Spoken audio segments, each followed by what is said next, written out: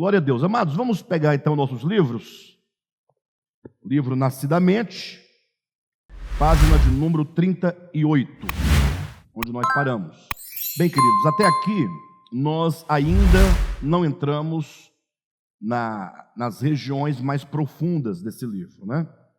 Estamos apenas nos capítulos de introdução. A primeira parte desse livro é toda uma introdução, apresentando alguns problemas, né, fazendo alguns comentários acerca dos problemas de natureza teológica, não é? Entendendo que a teologia, entenda a teologia enquanto ciência ou pseudociência, né?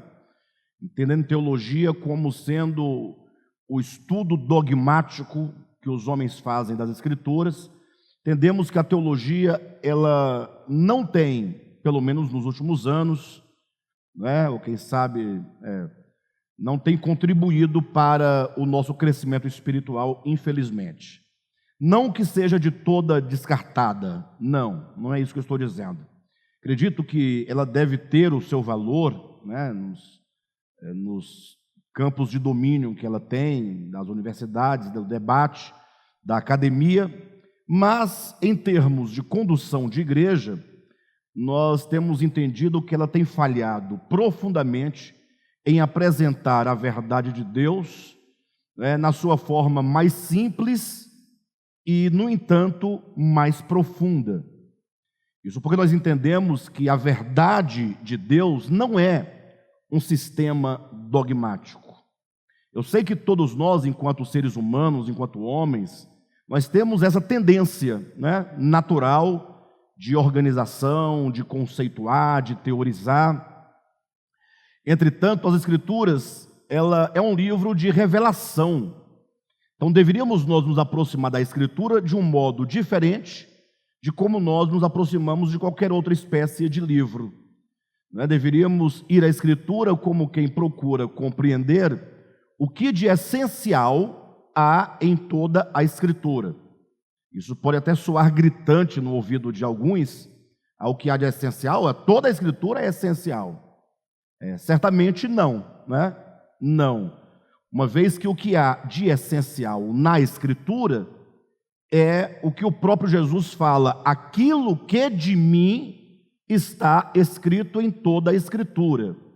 Somente aquilo que diz respeito à pessoa de Jesus, à sua obra, né, e que se relaciona diretamente com o homem e suas necessidades espirituais, que é de grande importância e de suma importância. As demais coisas fazem relato à historicidade dos homens que viveram nos tempos em que esses livros foram escritos. Então é preciso nós atentarmos, né, para as palavras de Jesus, Lucas capítulo 24, versículos 45, 44 e 45, quando ele diz: importava que de mim importava se cumprisse tudo aquilo que de mim está escrito nos profetas, né, em Moisés e nos Salmos. Então, importava que se cumprisse aquilo que de mim está escrito. Então é o testemunho de Jesus. Isso porque a Escritura, quando ela chega até nós, ela também vem cheia de linguagem figurada. A Bíblia, enquanto literatura, é uma literatura muito rica, não é? Porque ela nos traz não somente palavras expressas, profecias, tipologias, mas, sobretudo, a sua linguagem, ela traz em si um aspecto simbólico para falar de realidades espirituais que acontecem dentro do homem. Eu só creio mesmo naquilo que acontece dentro de mim. Jesus deu esse testemunho que nada que há fora do homem pode efetivamente afetá-lo. Ele testemunhou que o reino de Deus está dentro de nós, e por isso nós estamos aqui lendo esse livro na busca de tocar a essência da Escritura, tocar o espírito da Escritura, não é? Tocar o espírito da letra, e não tomar a letra, né, por dogma para a nossa vida espiritual.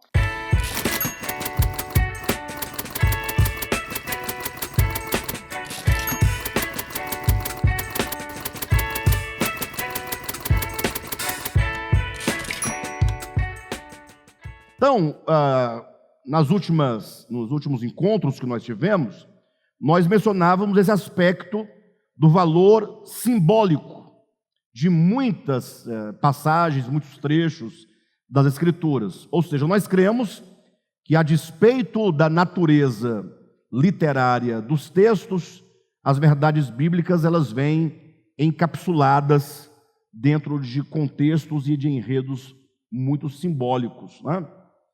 E que somente nós, abrindo esse embrulho do simbólico, é que nós vamos compreender as verdades bíblicas na sua mais íntima essência, tá bom? Então, seguindo nesse sentido, página 38, depois dessas 3 estrelinhas que tem aí, diz assim: tão logo o Cristo de Deus entra no mundo e começa o seu ministério, se depara ele com um mundo religioso e estranho. E eu queria que vocês lessem comigo, como vocês estão fazendo, mas que vocês penetrassem a história juntamente comigo. Permita que o seu pensamento consiga desenhar, visualizar o que está sendo dito. Então, logo o Cristo de Deus entra no mundo, ele se faz carne, ele entra no mundo pelo menos 3 vezes, vamos colocar assim. Cristo entra no mundo da sua encarnação, ele entra no mundo na sua ressurreição, mas também ele entra no mundo no sentido pragmático, quando ele começa o seu ministério. Entrar no mundo no sentido prático, de agora entrar em contato com as pessoas para cumprir cabalmente o seu ministério. Porque até então Jesus viveu no seu anonimato.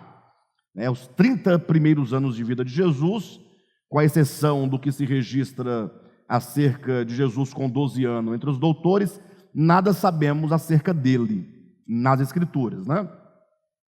Mas ele entra para o cenário do seu ministério. Então, tão logo o Cristo de Deus entra no mundo e começa o seu ministério, se depara ele com um mundo religioso e estranho. Esse mundo religioso não é o mundo religioso do paganismo, e nem de qualquer outro tipo de religião antiga, né? Como budismo e outras religiões semelhantes. Mas o mundo religioso a que se refere aqui, e que é estranho, é o judaísmo.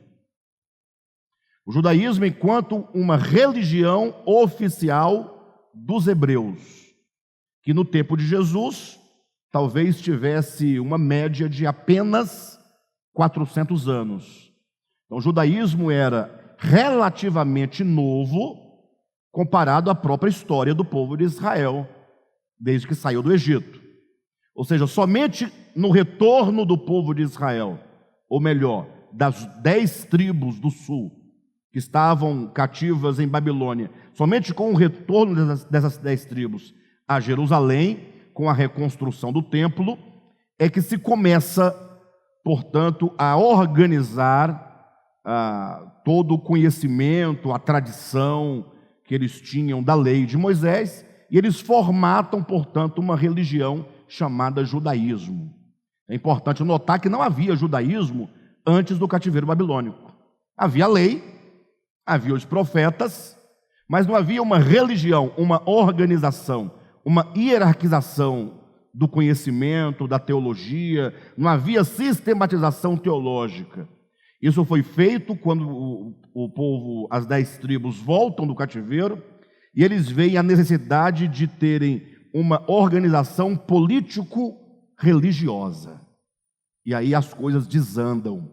Então, quando o Cristo de Deus se depara com o seu povo, o povo de Israel, mas agora enquanto um povo organizado, né, ali em torno de dogmas fabricados por escribas, né, por anciãos, né, por sacerdotes, e ali Jesus então se depara com um mundo religioso e estranho ao que é a própria Torá e os profetas, estranho à própria escritura hebraica. É interessante porque aqueles que não concordam conosco, porque são muitos, né? Não são poucos. Na verdade, nem diríamos são muitos, são quase que todos os cristãos, de um modo geral, não podem concordar conosco, com a leitura que eles fazem das Escrituras, sobretudo as Escrituras hebraicas, Antigo Testamento. Ora, mas a leitura que os cristãos hoje fazem da Torá, do Antigo Testamento, é muito semelhante à leitura que os próprios judeus faziam no tempo do judaísmo. Agora, por que quando Cristo se depara com esse povo e com o judaísmo é estranho a Cristo? Não deveria ser. Então veja, não há nenhum problema com a lei e os profetas. Nenhum, absolutamente, e de nenhuma natureza. A Torá e os profetas, ou a Bíblia hebraica, elas são exatamente o que deveriam ser, sem tirar e nem colocar. Os aspectos humanos, históricos sendo mostrados, mas a revelação de Cristo perpassando, não é? Por todo o Antigo Testamento. Então não há problema com o Antigo Testamento. O problema está na leitura e na interpretação que foram feitas da Torá e dos profetas e dos salmos. A questão da leitura e da interpretação é uma questão muito séria. Se você consegue dar um tom ao que você lê a partir dos seus próprios paradigmas, ou a partir dos seus próprios preconceitos, ou a partir dos seus próprios achismos, você consegue, aos olhos de outros leitores, ao manipular a leitura, você consegue dar um outro sentido ao texto. Então isso é muito perigoso. Então nós estamos começando a demonstrar como que a leitura que se fazia no tempo de Jesus, da lei e dos profetas, era uma leitura equivocada. Vamos tentar demonstrar isso aqui neste livro.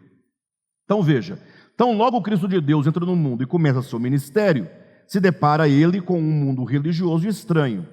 O templo, as festas anuais, os ritos, os sábados, os sacrifícios. Alguém pode falar assim, mas o que há de estranho nisso? Tudo isso está lá no Antigo Testamento. O que há de estranho? Por que depois de estranho, 2 pontos, segue aí a enumeração do que chamamos de estranho?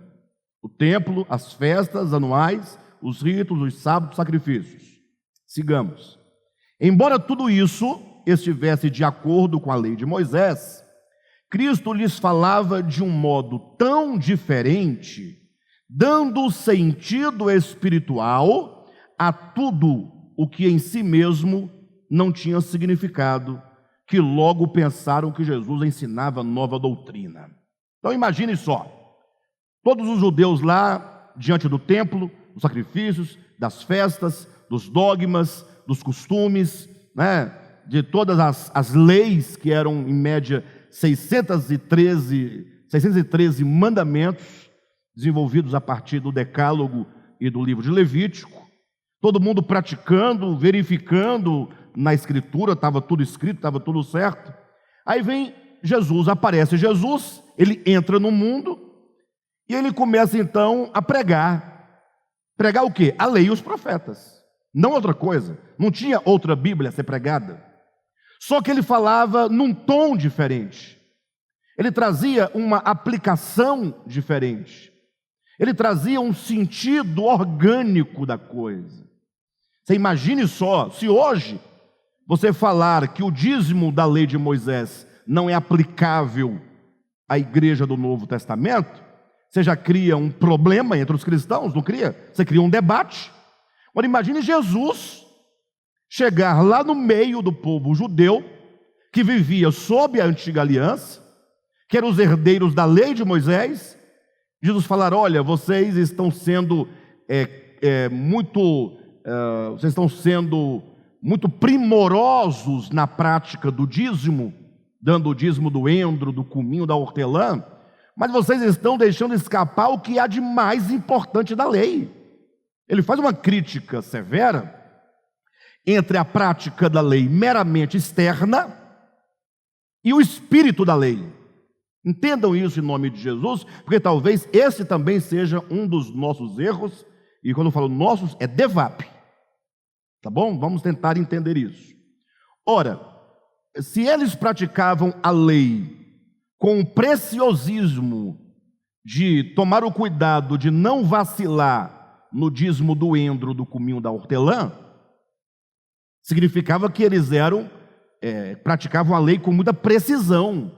O que significa o endro, o cominho e a hortelã? Por que Jesus cita esses três elementos? Ora, porque tem o dízimo da vaca.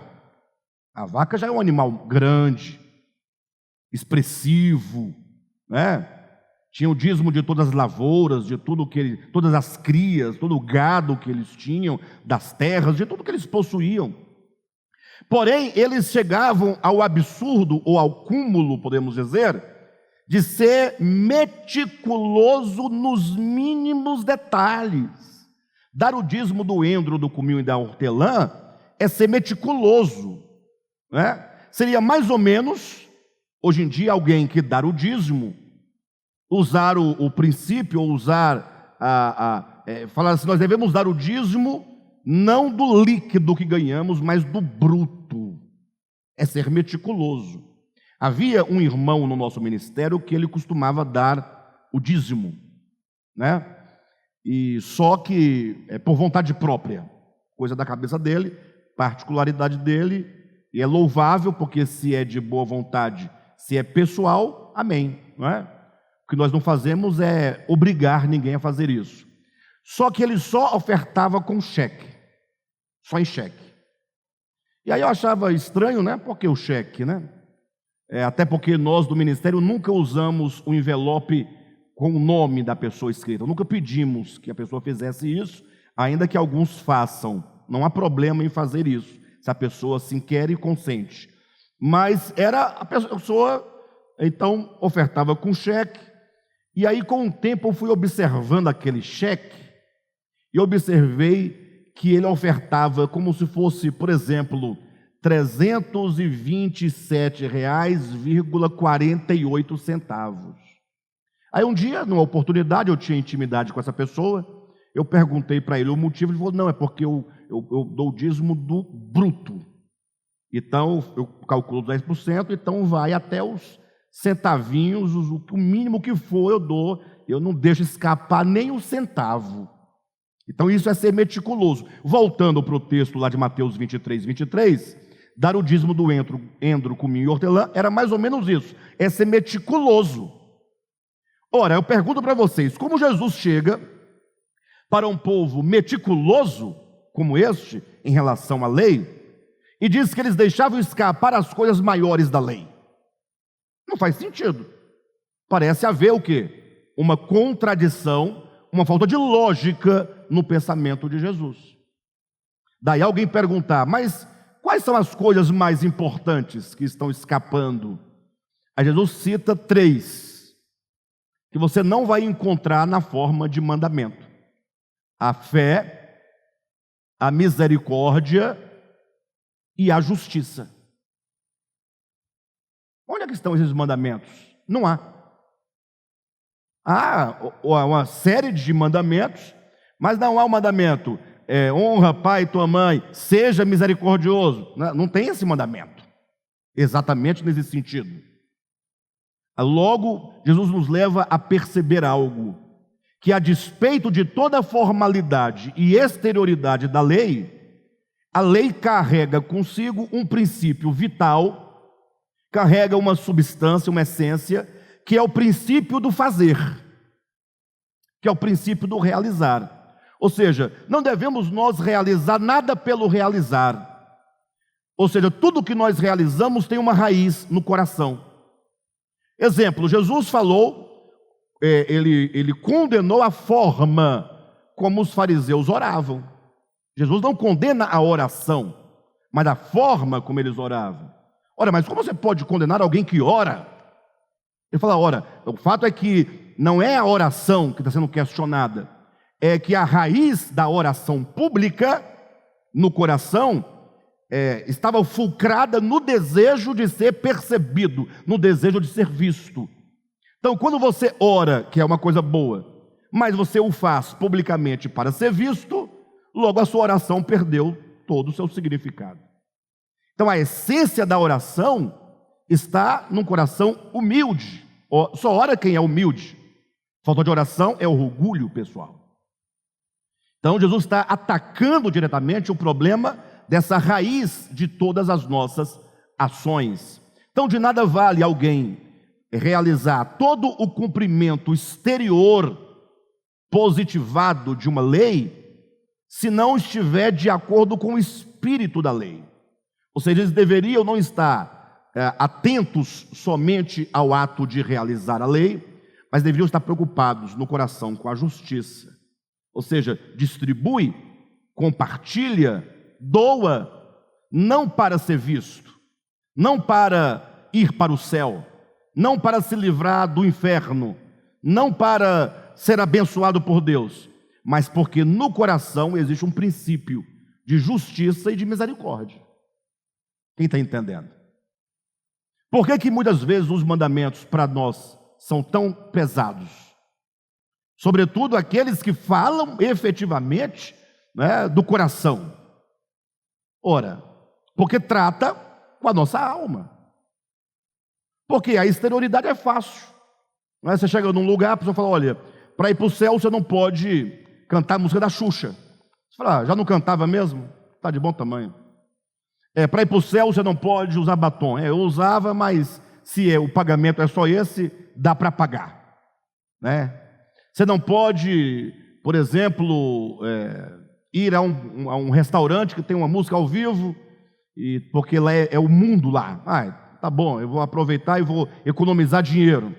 Né? Mas quando fala do coração, onde a ação não é vista, onde o tratamento é com a alma, aí a coisa complica. Então Jesus, ele está dizendo, olha, vocês estão atentos à exterioridade da lei, em outras palavras, ao aspecto teórico, doutrinal, formal da Bíblia hebraica, e tem deixado escapar o espírito da palavra. O espírito, que é o que vai fazer toda a diferença.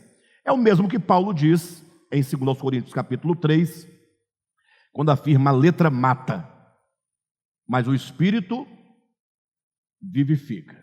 Então Jesus chega diante do povo de Israel e começa a pregar, e aquilo vai criando uma dissonância no ouvido dos seus ouvintes imediatos, não é?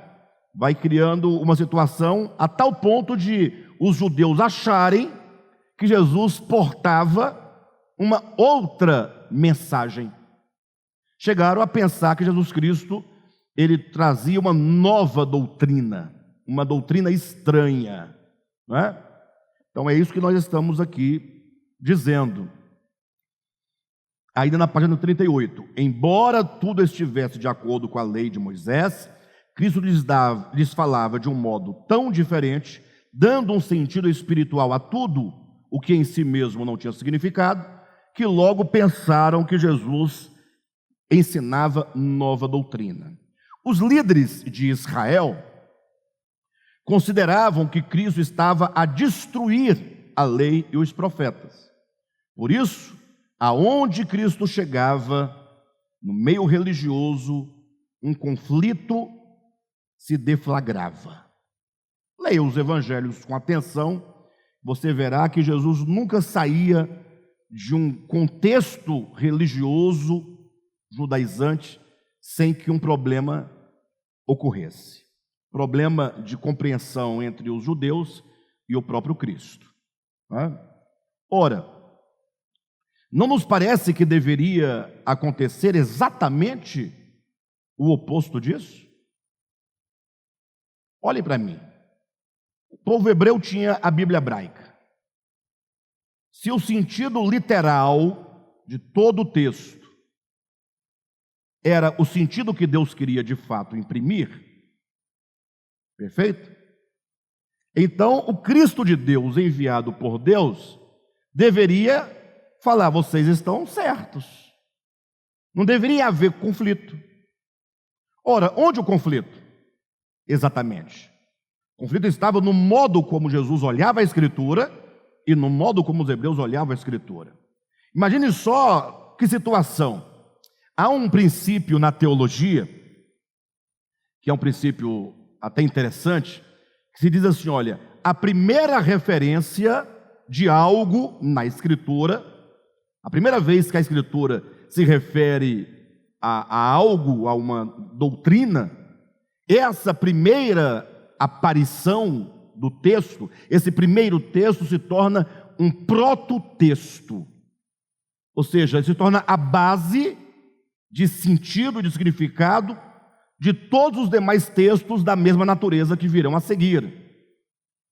Seria no direito o caput, o caput, que vai ser o texto basal a partir do qual se desdobra e se desenvolvem os artigos e as alíneas e etc. Perfeito? Aí imagine então Jesus, numa dada ocasião, ele fala, olha, vocês estão preocupados com aquilo que entra pela boca? Vocês estão preocupados com o homem ser ou não contaminado com alguma coisa? Saibam vocês que o que está fora do homem, entrando nele, não pode contaminá-lo. Isso é uma verdade neotestamentária que 99,9% dos cristãos ainda não entenderam. Eu não sei onde está o mistério, mas Jesus foi claro: tudo o que há fora do homem, entrando nele, não pode contaminá-lo. Ou seja, o que pode contaminar o homem é somente aquilo que entra no coração, no espírito. O que significa que a pureza que Deus está nos pedindo e nos falando é pureza de coração, de consciência. Ao passo que a pureza que os homens estão ensinando é pureza de alimentos, é pureza de comida e bebida. Ora, mas quando Jesus fala isso, os judeus devem ter pensado, poxa, esse camarada está louco. Porque se buscarmos o prototexto que fala sobre a contaminação, sobre o problema do pecado, nós vemos uma mulher tirando um fruto de uma árvore, portanto lhe é externo, e entrando nela contamina. E agora? Não há um problema aqui? Então, enquanto o texto bíblico diz, ou se você perguntasse, nós estamos aprendendo no curso de leitura, que sempre que você lê um texto, todo texto é uma resposta, ou são respostas, a indagações, a problemas. E se porventura o texto não trouxer nenhuma pergunta, que você faça o texto perguntar. Então, se você olhar para Gênesis 3 e perguntar como que a mulher e também o homem, Adão, se contaminaram com o pecado, qual foi a via de contaminação do pecado? O que o texto te responde? Ora, eles se contaminam quando tomam o fruto de uma árvore proibida. Então, olha só o quadro, Toma-se um fruto e come. A partir de então, o pecado está instaurado. Jesus sabe desse texto, Jesus conhece esse texto. Só que ele fala, não, mas o problema do homem não é o que entra. Então o problema não é o fruto que o homem comeu. É porque o fruto entrou, ou não entrou? Então, de todo modo, alguém pode dizer assim, não, mas podemos entender que o pecado nasce no coração, por isso a mulher come do fruto. Então, ainda que tivesse nascido, se não tivesse comido, haveria pecado sem comer do fruto? Aí começa a criar um problema para a teologia. Não, aí tem que comer o fruto, afinal, se não tivesse comido, não teria desobedecido. Mas se o pecado acontece antes da desobediência, não há desobediência absoluta, porque não houve ação, não houve fato, como pode ser?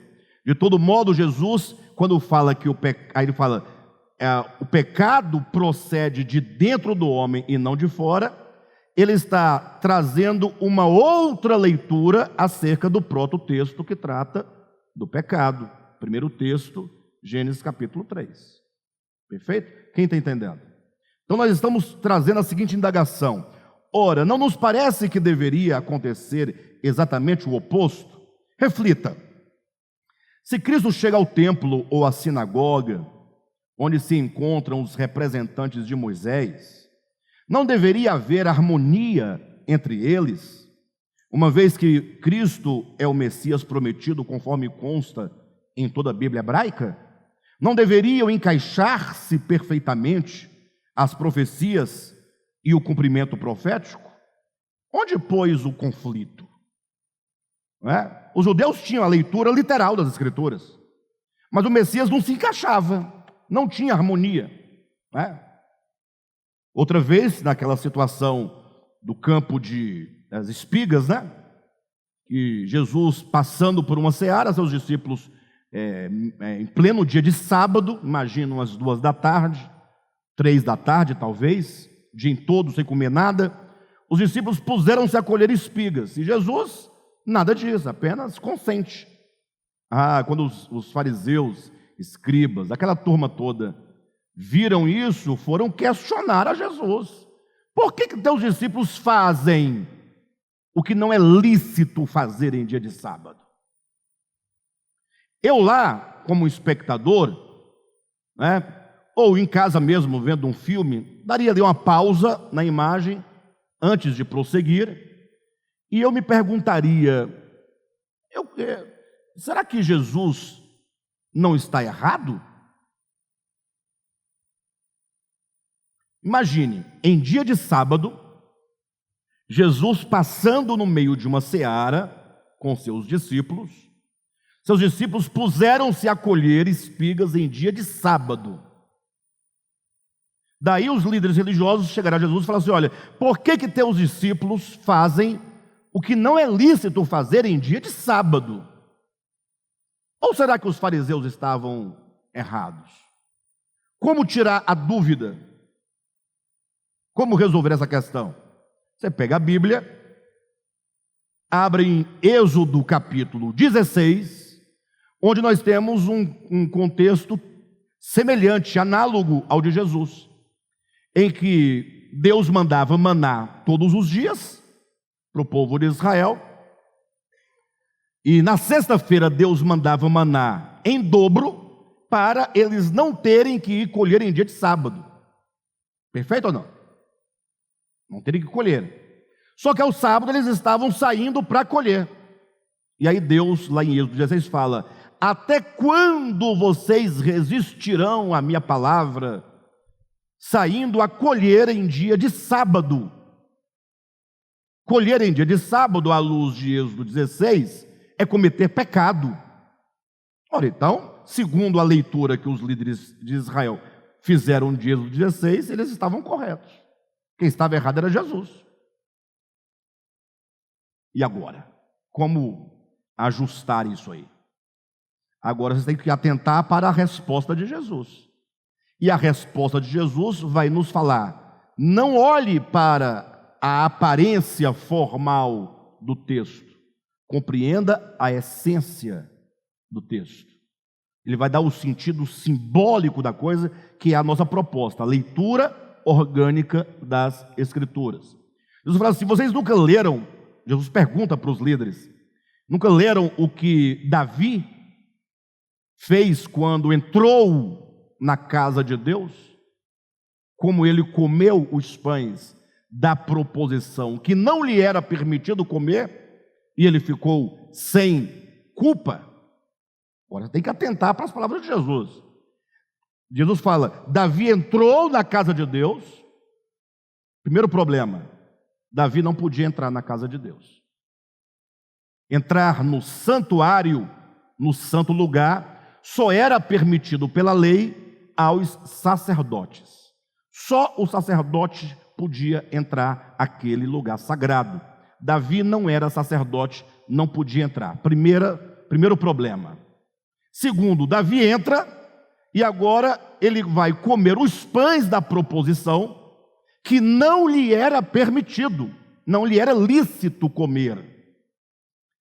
Então ele está transgredindo, é de acordo com a letra, com a formalidade. Tem um problema aqui. Só que Jesus fala: e ficou sem culpa.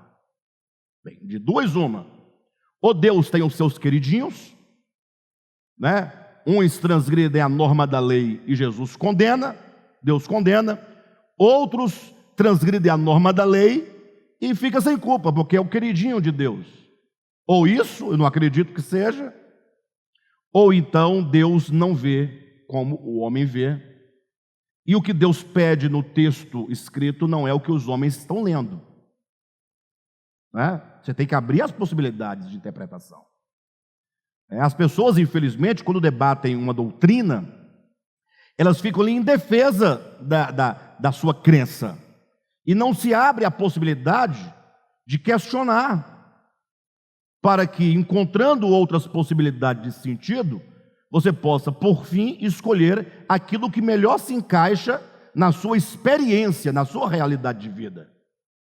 Perfeito? Porque tem coisas que não dá para entender por que Deus diria para uma mulher, eu já volto para Mateus 12, tá? O caso das espigas, só um minutinho. Às vezes não dá para entender por que que Jesus diz que a mulher, depois que dar à luz, não deveria frequentar o templo por um determinado prazo de dias. Se fosse homem, 7 dias, salvo engano. Se fosse mulher, tantos outros dias. A mulher ganhava menino, não, estou proibida pela lei de ir ao templo. Ou melhor, de ir ao santuário, que seja. Ou então a mulher, nos dias da sua regra, também não podia ir. E diz, e se a mulher se assenta numa cadeira, estando nos dias da sua regra, aquela cadeira fica imunda por 7 dias. E se durante os 7 dias alguém se assentar depois da mulher, também a pessoa ficará imunda por 7 dias. Aí os doutores de teologia, os mais profundos, os mais profícuos, dizem, não, é porque Deus, na sua sabedoria, via que naquele tempo as pessoas veio de uma cultura de escrava, e então não tinha costumes de higiene, então querendo a saúde do povo, então Deus estabeleceu ali a circuncisão como uma questão de saúde, tudo era questão de saúde para eles. Parece uma boa resposta, só que lá na frente Deus vai dizer, olha, quando você semear no seu campo, você não pode semear 2 tipos de semente diferentes. Aí a saúde vai para onde aqui? Porque também não tem lógica. Quem está me entendendo? Não tem lógica se você lê o texto na sua estrutura literal.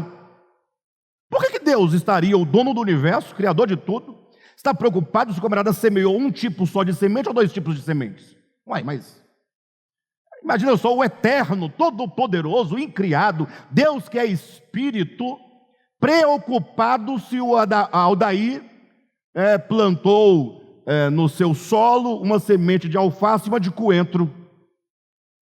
É uma preocupação que não dá para entender. Por isso que nós temos que ler, buscando, existe aqui algo que está por detrás dessa literalidade. Nós temos que cavar. É possível encontrar. De sorte que a Bíblia também vai dizer, voltando para a regra da mulher, que todo fluxo do homem ou da mulher lhe deixava imundo por um determinado prazo de dias. A pessoa fica preocupada com o fluxo. Ora, se Jesus disse que nada exterior ao homem pode contaminar, como é que alguém toca numa cadeira e fica imundo? Porque o outro sentou. Tem sentido para vocês isso? Agora, quando você entende, puxa, quando lá no texto diz que todo fluxo que sai do homem ou da mulher torna ele e as coisas imundas, estaria dizendo tudo que procede do coração do homem, que vem de dentro do homem, é perverso, é maligno. Aí sim, o fluxo ou os fluxos ganham uma dimensão espiritual. Não é mais o fluxo enquanto fluxo, é o que ele agora significa. Quem está me entendendo? E assim você lê todo o Antigo Testamento e você fala, puxa, como há sabedoria nesse livro. Não é possível que algum homem natural em si mesmo, de si mesmo, escrevesse coisas tão grandes, tão verdadeiras, coisas tão atemporais, que aplicadas em qualquer tempo, tem ainda o seu sentido primário e nada se perde, tudo é muito maravilhoso. Ora, se lido a letra pela letra, você vai ficar lidando com porco, com fluxo, com que mais? Com gafanhoto, com sábado, com roupa, com tecido, com semente. Aí para você hoje fala assim, mas para mim não faz nenhum mínimo de sentido isso aí. Bem, de todo modo, vamos seguindo. Espero que vocês estejam entendendo, né? Então veja, página 39, primeiro parágrafo aí em cima, ó. Ora, não nos parece que deveria acontecer exatamente o oposto disso? Reflita. Se Cristo chega ao templo ou à sinagoga, onde se encontram os representantes de Moisés, não deveria haver ali harmonia entre eles, uma vez que o Cristo e o Messias prometido, conforme consta em toda a Bíblia hebraica? Ou seja, o Messias e o Cristo, o Messias e os textos bíblicos não deveriam dizer uma coisa só? Mas havia os conflitos, os contrastes. Então, voltando a Mateus capítulo 12, Jesus fala, ora, Davi entrou no templo, comeu os pães e ficou sem culpa. Em seguida ele dá um outro exemplo, e ele diz, semelhantemente, os sacerdotes violam, a palavra que Jesus usa é, violam o sábado, quando oferecem ali os sacrifícios, e ficam sem culpa. Então, para nós podermos entender o texto, vamos colocar passo a passo. Qual que é o problema? O problema do texto. Os discípulos de Jesus colhem em dia de sábado. O texto bíblico de Êxodo 16 diz que não pode colher. Esse é o problema. Agora vamos à solução. Jesus responde dizendo, Davi entra no templo, come os pães e fica sem culpa. Os sacerdotes no templo realizam sacrifícios, transgredindo o sábado e fica sem culpa. Alguém fala assim, peraí Jesus, não estou entendendo a sua resposta. Tem nada a ver. Tem nada a ver. Porque o que me parece no primeiro momento são duas coisas. Primeiro, essa resposta de Cristo é evasiva. Primeiro, tá bom, então porque Davi transgrediu, você também pode transgredir? Será que a transgressão dos sacerdotes me dá o direito de transgredir? Não. Você não pode resolver o problema de uma transgressão com outra transgressão. Eu não posso justificar a transgressão dos discípulos citando outra transgressão. Não posso, porque aí a transgressão com transgressão aumenta a transgressão. Então essa resposta não está clara. Esse é o primeiro ponto. Segundo ponto, o que tem a ver o pão da proposição e o sacrifício realizado pelo sacerdote com colher em dia de sábado? Tudo bem, se fosse só o pão da proposição, diria, não, tudo é comida. Tá, e o sacerdote que no templo oferece o sacrifício e fica sem culpa? Era um ritual sagrado. Parece que o que Jesus coloca não responde. E para piorar a situação, Jesus conclui, aqui, portanto, está quem é maior que o templo. Aí fugiu totalmente, porque colher dia de sábado, o pão da proposição e o sacrifício no templo, e a conclusão, para resolver o problema, eu sou maior que o templo. Parecem coisas desconexas. E o povo lê, inclusive nem percebe que não há nexo nessas palavras. Ou há? Estaria Jesus se evadindo de responder? O nexo é muito grande, é muito lógico. Basta você observar onde acontece a tal da transgressão de Davi. Ele entra na casa de Deus, templo, ou que seja o tabernáculo. Onde é que os sacerdotes realizavam os sacrifícios? No templo, casa de Deus. Jesus termina, pois aqui está quem é maior do que o templo, casa de Deus. Em outras palavras, por que Davi ficou sem culpa? Porque ele estava dentro do templo. E por que os sacerdotes ficavam sem culpa? Porque estavam dentro da casa de Deus. Então o que torna o homem sem culpa é estar dentro da casa de Deus? Sim. Então vamos todo mundo para Jerusalém, reconstruir o templo, e fiquemos debaixo dele, pecando, e está tudo certo. Não, é que o templo tão desejado, tão defendido pelos hebreus e tão reproduzido pela maioria dos cristãos hoje em dia, esse templo físico que chamam de casa de Deus, representava a graça e a misericórdia divina.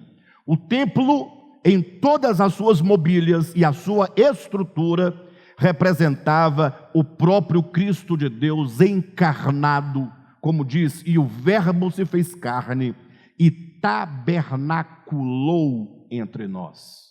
Ou seja, se o templo, enquanto possuindo apenas um valor simbólico, era capaz de isentar de culpa os sacerdotes e Davi, imagine o verdadeiro templo em realidade, que é Cristo, que pode nos isentar de toda culpa, de todo pecado, de toda transgressão.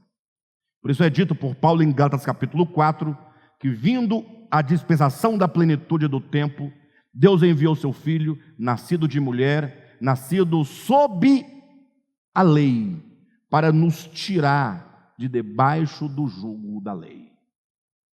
Então, nas palavras de Jesus, Jesus dava um valor simbólico à coisa.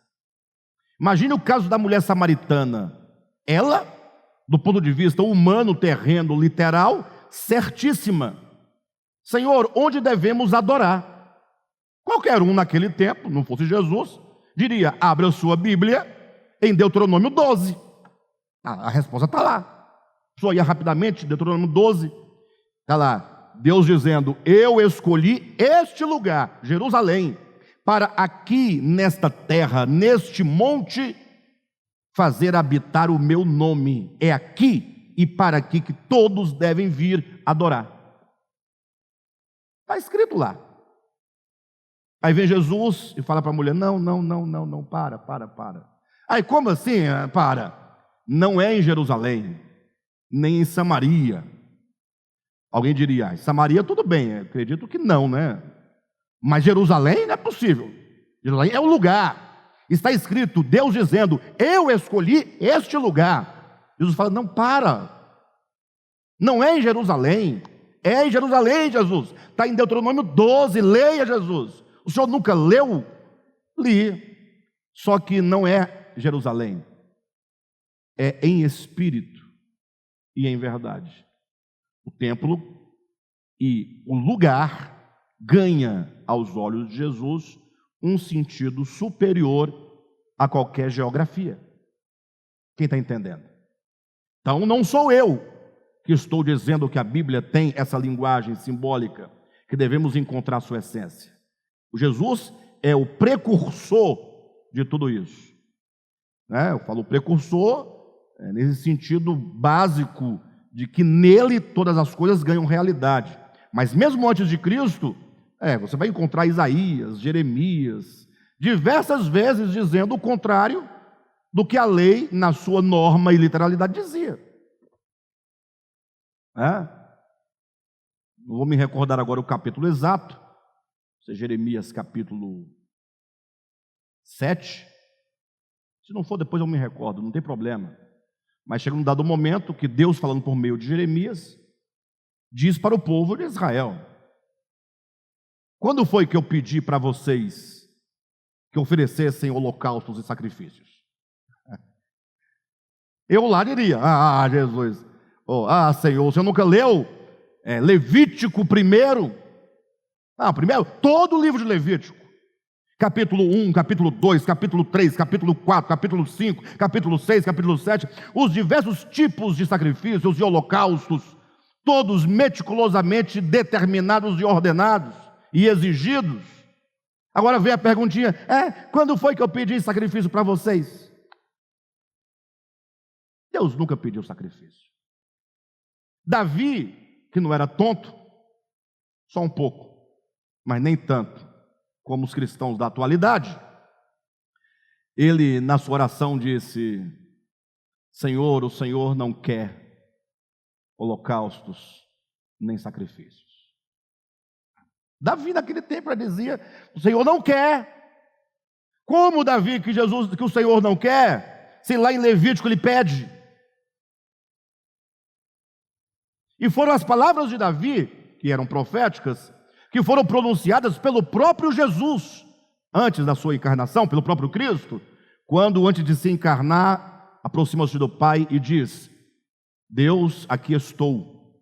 No livro da Torá está escrito a meu respeito: sacrifícios e ofertas não quisestes. Mas e agora? Pede aqui, não pede lá? Queridos, é por causa desse tipo de leitura equivocada que os hebreus fizeram e que os cristãos até hoje continuam a fazer da Escritura, é que existem aí os agnósticos e os ateus, agora na ágora da internet, zombando dos crentes e da Bíblia, dizendo, aqui diz uma coisa, lá diz outra, e dentro da literalidade do texto eles estão certos, mas não entendeu nem a palavra de Jesus e nem a de Paulo, quando disse, a letra mata, mas o Espírito vivifica. É só o Espírito que devemos buscar, não a letra. Bem compreendido isso? De todo modo, então, vamos avançando, que nós vamos nos aprofundar muito nisso em todo este livro. Continuando na leitura,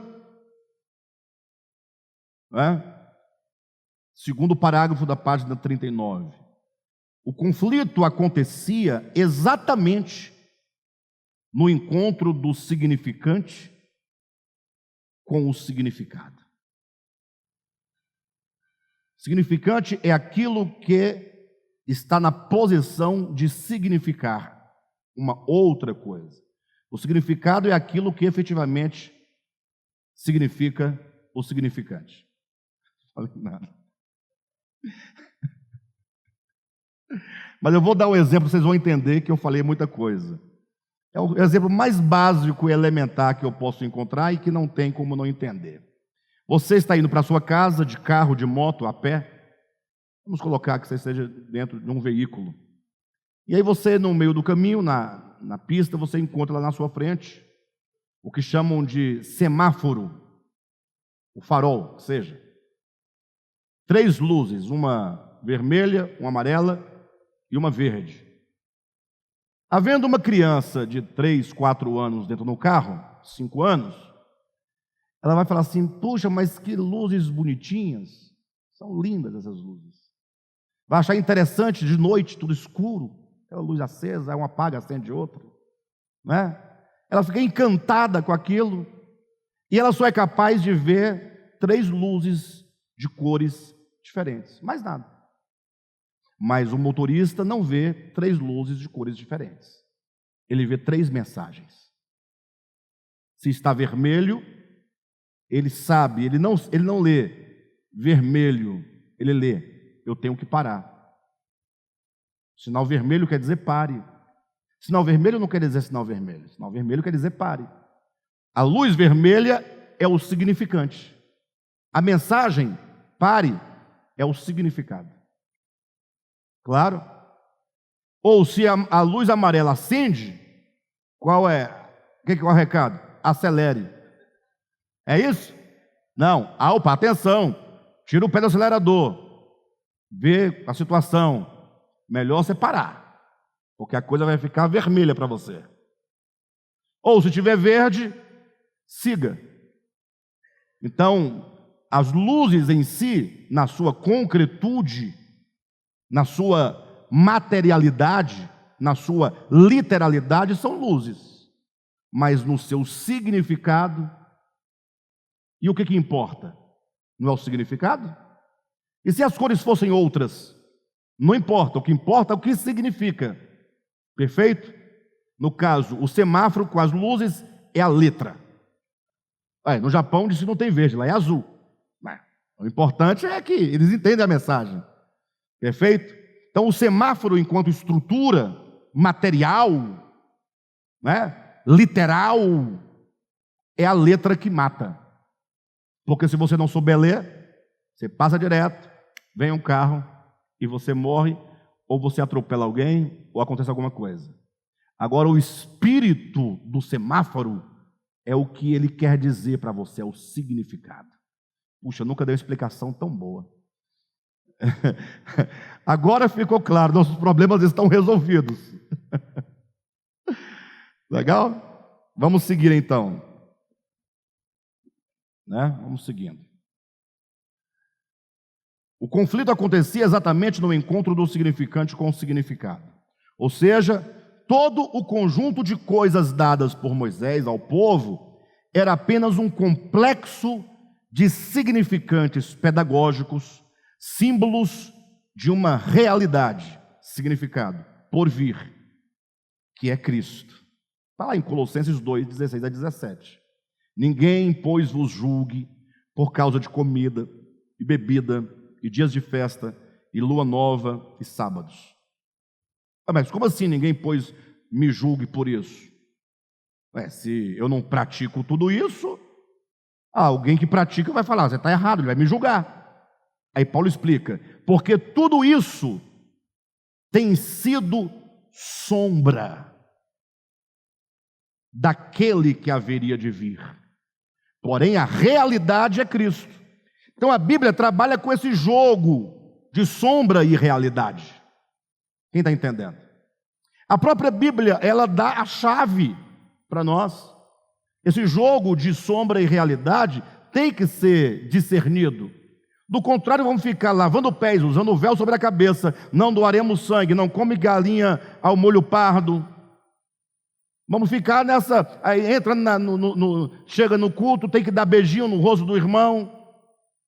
Essas coisas que não tem futuro nenhum, não leva ninguém para lugar algum, não transforma ninguém, ao passo que as coisas essenciais do coração e da consciência são desprezadas e, no entanto, nós não teremos salvação. Isso, no entanto, não é bem por aí, ficou chato, né? Não combinou, não teve coerência, né? E, portanto, o resultado disso é que não altera nada na nossa vida. A pessoa passa a vida todinha dando beijinho no rosto do irmão. Me recordo, essas igrejas que praticam o ósculo santo, né? Que Paulo acabava suas cartas e dizia, saudai-vos uns aos outros com o ósculo santo. Mas é uma carta, poxa, é uma carta. E quem vive dentro de um contexto, saúda os outros com a saudação de acordo com aquele lugar, com a saudação usual. Como é que nós saudamos aqui as pessoas? Com um aperto de mão. Se fosse aqui, Paulo assim, saudai-vos aos outros com um aperto de mão. Pronto. É normal. Lá, ósculo santo. Aí eu me recordo que havia uma pessoa muito próxima de mim, e na igreja dele ele praticava o ósculo santo, né? Aí um dia eu perguntei, um dia ele veio me cumprimentar com o ósculo santo. Aí fez assim, ó, orelha com orelha. Eu falei, mas esse aí é o ósculo? Ósculo é beijo. Beijar. Tem que beijar. Se você fingir que beija, você está dando, você está aí, como eu posso colocar? Você está, não, transgredindo não, você está tapeando o ósculo santo. Não tapeia não, é para oscular, vamos oscular. Não é só triscar o com a orelha. Aí eu aproveitei o momento assim, mas vamos lá. Quando Paulo diz, saudai-vos uns aos outros com o ósculo santo. Pergunto, os irmãos são uns? Uns aos outros. Os irmãos são uns? Saudai-vos uns aos outros. Os irmãos são uns? E as irmãs são outros? Pode ser homem com mulher? Não, lá não pode. É por quê? Por causa do pecado, da impureza. É perigoso. Eu falei, então o ósculo não é mais santo? Porque se eu não puder, se Deus me ordena a beijar os meus irmãos mutuamente com beijo, e eu não posso fazê-lo por maldade, o ósculo não é santo. Porque existe o ósculo é ósculo, é beijo. Ora, ósculo santo é outra coisa. É santo. Por exemplo, o Judas cumprimentou a Cristo com um ósculo. Santo? Não, perverso. Vocês entendem? Aí a pessoa passa 50 anos dando beijinho de orelha somente nos seus pares, homem com homem, mulher com mulher, achando que após 50 anos morre e vai para o céu, porque tocava a orelha na orelha do outro. deixou escapar o sentido. Saudar uns aos outros com ósculo santo. Quando você se aproximar do seu irmão, trate-o com amor, com dignidade. Não chega com fofoca, não. Não chega com maldade, não. Porque às vezes as pessoas se aproximam das outras ou para se aproveitar de circunstâncias para fofocar para outros, ou trazer fofoca dos outros para este. Então, nós precisamos deixar todas essas coisas externas de fora, não tem valor espiritual algum, e buscar tocar a sua essência. Só para a gente poder encerrar aqui por hoje, vamos seguindo aqui quando diz: os judeus deviam entender que o templo, os sacrifícios, os ritos, os sábados, as festas, os sacerdotes, as indumentárias sacerdotais e tudo o mais que receberam no Sinai não eram a verdade. Precisavam compreender que aquelas coisas apenas falavam simbolicamente da verdade, que se encarnara organicamente em Jesus de Nazaré. Amém? Semana que vem nós vamos seguir na página 40. Então eu acredito que os irmãos já podem estar aí compreendendo basicamente qual é o teor desse livro, né? Alguém pode dizer, mas você está falando do óbvio, né? Sacerdote, templo, ritos, sábados. Isso aí a maioria dos crentes sabem que isso caducou, que isso passou. Dois problemas. O primeiro é que a maioria dos cristãos sabem que isso caducou, mas não deixam de pescar algumas coisas e trazer para a sua vida cristã diária e doutrinal da igreja. E segundo, que isso aqui, esse exemplo que estamos dando, isso que estamos falando dos judeus, é apenas para exemplificar, porque nós vamos tratar efetivamente neste livro, de doutrinas teológicas, segunda vinda de Cristo, o problema do pecado, a questão da redenção, o problema do anticristo, essas questões cruciais que dizem respeito a todos nós. Então, nós estamos usando o povo hebreu apenas para demonstrar o que é significante, o que é significado, o que é sombra, o que é realidade, o que é uma leitura equivocada das Escrituras, porque tomada literalmente, perfeito? Mas nós vamos tratar efetivamente o que é o aspecto orgânico do novo nascimento. Vamos tratar efetivamente o que é o aspecto orgânico da morte de Jesus. Porque está todo mundo achando que está salvo, porque acredita que Jesus morreu numa cruz. Aí você olha para a pessoa que acredita e você percebe que nela não tem cruz nenhuma. Porque a única cruz que para ela existe, não existe. Porque a cruz que ela acredita qual é? Não é aquela lá? E cadê essa cruz? Então, é uma coisa histórica que passou. E ela pensa, se eu acredito naquilo, resolvido meus problemas. Não, absolutamente. A cruz de Cristo, que de fato aconteceu, Cristo morreu na cruz efetivamente, mas a própria morte de Jesus, o próprio morrer físico de Jesus, o seu sangue derramado e a própria cruz, enquanto instrumento de martírio, são simbólicos. Aí ficou aí para você pensar e se desesperar. A própria morte de Jesus é simbólica? Sim. Foi apenas para simbolizar, mostrando historicamente a verdadeira morte do Cordeiro de Deus, para ninguém ir para casa desesperado, lembrando que o Cordeiro de Deus foi morto desde a fundação do mundo. E a morte histórica de Jesus só ganha pleno significado se você compreender que ela sinalizava a morte do Cristo. Aí vocês vão ver o terreno pedregoso que nós vamos nos aventurar, né? Tá bom, queridos?